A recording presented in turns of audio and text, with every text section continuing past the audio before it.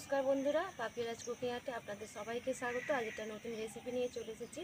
আজ আমি বানাবো বোঁদে। সেটা কিভাবে বানাবো আপনাদের দেখাবো। তাহলে কিভাবে বোঁদেটা বানাচ্ছি দেখে নিন।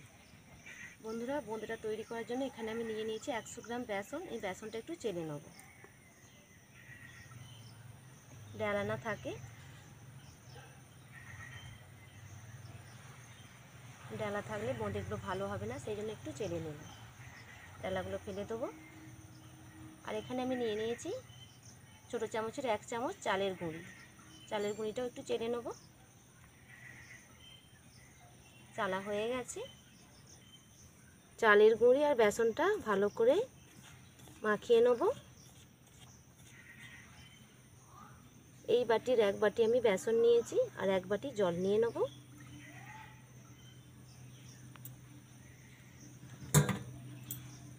অল্প অল্প করে জল দিয়ে এটা মাখিয়ে নেব।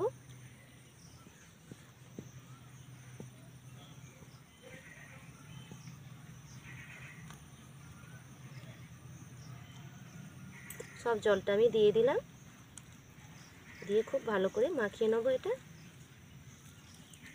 ভালো করে ফেটে নিতে হবে।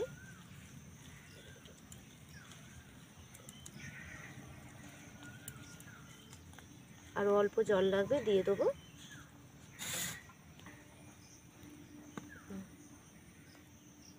আরও হাফ বাটি আমি জল নিয়ে নিয়েছি। ভালো করে ফেটিয়ে নেব।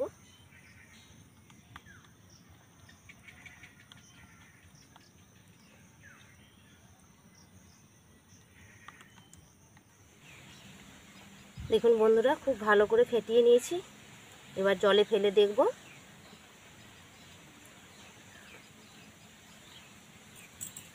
দেখুন বন্ধুরা, জল থেকে ভেসে উঠেছে, তার মানে খুব ভালোভাবে এটা ফেটানো হয়ে গেছে। আর ফেটানোর দরকার নেই। দেখুন আমি আরও 1 ফোঁটা ফেলে দিয়ে দেখাচ্ছি আপনাদের।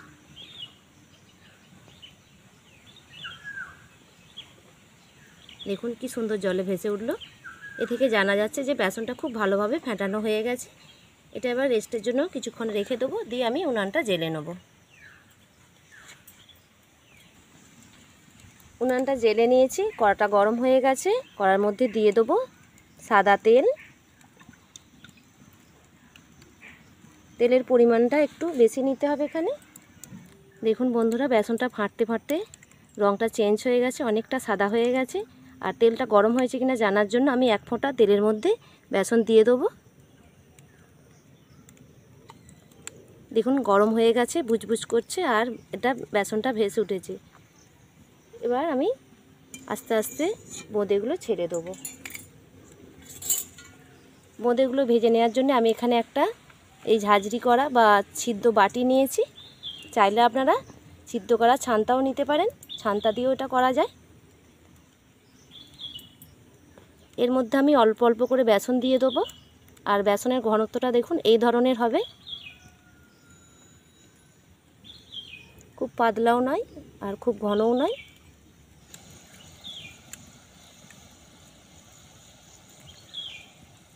বোঁদেগুলো করতে একটু সময় লাগবে।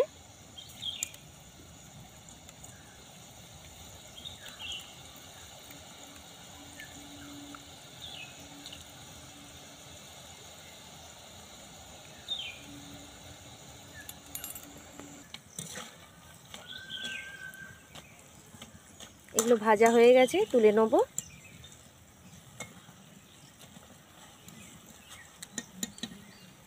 ভালো করে তেলটা ঝরিয়ে নেব। দেখুন কতটা আওয়াজ হচ্ছে।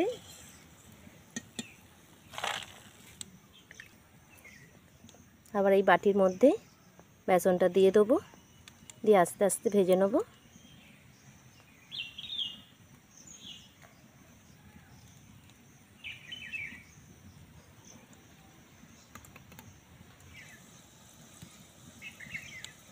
দেখুন এগুলো একটু গোল হচ্ছে, কারণ আগেরটা একটু ঘনত্বটা বেশি হয়ে গেছিলো, সেজন্য আমি ছোটো চামচের 1 চামচ জল দিয়েছিলাম। দিতে একটু পাতলা করতে, যেন গোল হচ্ছে। দেখুন আপনারাও বুঝে জলটা পাইল করবেন।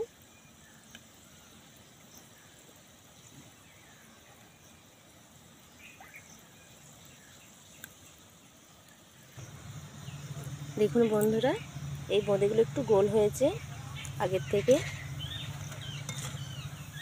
দেখেছেন একটু গোল হয়ে গেছে। একটু ভালো করে ভেজে নেব। দেখুন বন্ধুরা, কত সুন্দর লাগছে দেখতে। আর একদম অল্প আঁচে এটা ভাজছি, একটু সময় নিয়ে ভাজতে হবে, বারবার বলছি। এটা তাড়াহুড়ো করলে হবে না। বোঁদেগুলো ভাজা হয়ে গেছে, তুলে নেব।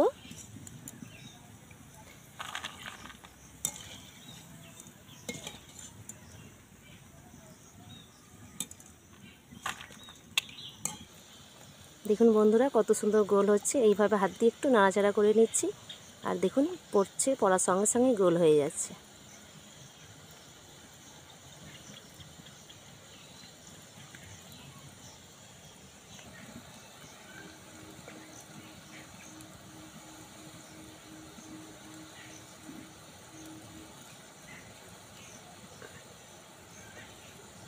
খুব সহজ। দেখুন এই ঝাঁঝরির মধ্যে দিয়ে দিতে হবে, আর দিয়ে একটু হাত দিয়ে নাড়াচাড়া করে নেব। নিলেই দেখুন তেলের মধ্যে পড়ার সঙ্গে সঙ্গে গোল হয়ে যাচ্ছে।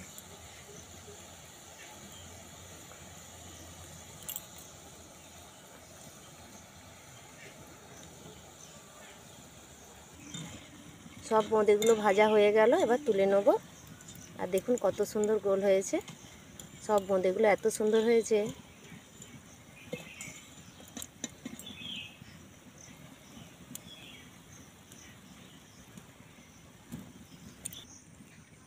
বোঁদেগুলো ভাজা হয়ে গেছে। এখানে কড়াটা বসিয়ে নিয়েছি। কড়াতে দিয়ে দেবো 1 বাটি চিনি।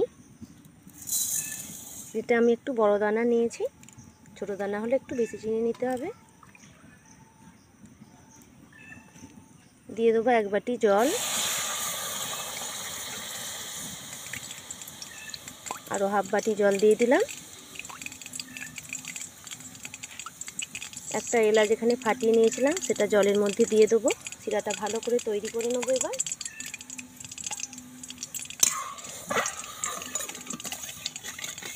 এলাচটা দিলে শিরার স্বাদটা খুব সুন্দর হয়। এলাচটা দিয়েই করবেন। বোঁদেগুলো কতটা মুচমুচে হয়েছে আমি আপনাদের দেখাচ্ছি। দেখুন দেখুন ভেঙে যাচ্ছে, খুব সুন্দর হয়েছে। এরকম মুচমুচে হলেই তবেই জানবে বোঁদেটা পারফেক্ট হবে। চিনির শিরাটা এখানে ফুটে গেছে, আরও একটু ভালো করে ফুটিয়ে নেব। চিনিটা এখনও গলেনি, গলতে বাকি আছে, তার জন্য আরও ভালো করে জাল দিয়ে চিনিটা ফুটিয়ে নেব। নিলে শিরাটা খুব সুন্দর তৈরি হয়ে যাবে।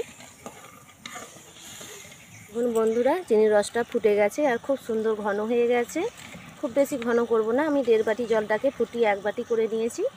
এবার এই আগে থেকে যে বেসনগুলো ভেজে রেখেছিলাম বা বোঁদেগুলো ভেজে রেখেছিলাম, সেগুলো রসের মধ্যে দিয়ে দিলাম।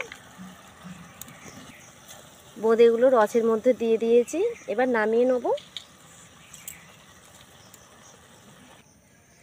দেখুন বন্ধুরা, রসে দিতে কতটা ফুলে গেছে। রস থেকে এবার তুলে নেব। রসটা ভালো করে ঝরিয়ে নেব। আর দেখুন কতটা রসলা হয়েছে।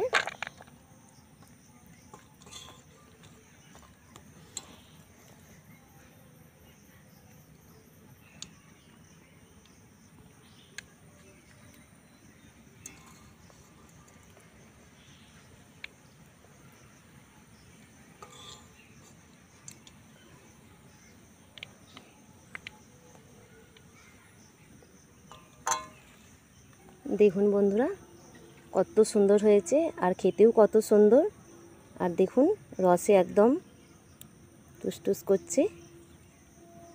দেখেছেন কত রস, খুব সুন্দর হয়েছে বোঁদেগুলো, আর খেতেও খুবই সুন্দর। আপনারা এইভাবে অবশ্যই বানাবেন আর আমাকে জানাবেন কেমন হয়েছে।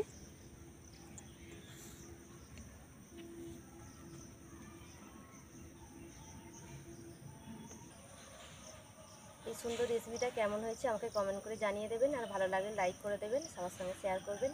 আজকের মতন এখানেই শেষ করলাম, আবার নতুন ভিডিও নিয়ে চলে আসবো। আপনারা সবাই ভালো থাকবেন, সুস্থ থাকবেন। নমস্কার।